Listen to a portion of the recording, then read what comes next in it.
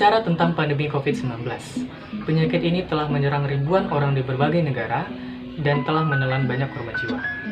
Oleh karena itu, agar kita terhindar dari penyakit yang sedang mewabah saat ini, ada beberapa cara yang dapat kita lakukan untuk mencegah penularan virus corona. Di antaranya, yang pertama, mencuci tangan dengan benar. Yang kedua, senantiasa menggunakan masker. Yang ketiga, menjaga daya tahan tubuh. Yang keempat, menerapkan physical distancing dan isolasi mandiri. Dan yang kelima, membersihkan rumah dan melakukan disinfeksi secara teratur. Dan juga, yang baru-baru ini sampai di Indonesia, vaksin corona. Kita juga harus melakukan vaksinasi virus corona. Tetapi, bagaimana sih cara kerja vaksin dalam tubuh kita? Berikut penjelasan. Di masa pandemi COVID-19 ini, kita semakin sering mendengar tentang vaksin yang diharapkan akan dapat melawan virus corona. Tapi, bagaimana sih cara kerja vaksin dalam tubuh kita? Vaksinasi adalah cara efektif, simpel, dan aman untuk melindungi kita dari penyakit berbahaya sebelum kita terkena penyakit tersebut. Vaksinasi memanfaatkan daya tahan tubuh alami untuk membangun pertahanan ke infeksi-infeksi khusus dan membuat sistem imun kita menjadi lebih kuat.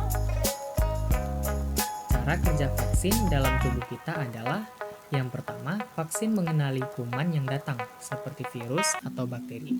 Kemudian, vaksin menghasilkan antibodi yang merupakan protein yang dihasilkan secara alami oleh sistem imun kita untuk melawan penyakit. Lalu, vaksin akan mengingat penyakit ini dan bagaimana melawannya di masa depan. Jika kamu terpapar kuman ini di masa depan, sistem imun kamu akan dengan cepat melawan dan mematikannya sebelum kamu sakit. Nah, hebatnya, karena vaksin hanya mengandung bentuk kuman yang telah mati atau dilemahkan, seperti virus atau bakteri, mereka tidak akan menyebabkan penyakit atau memberi risiko komplikasi pada diri kita.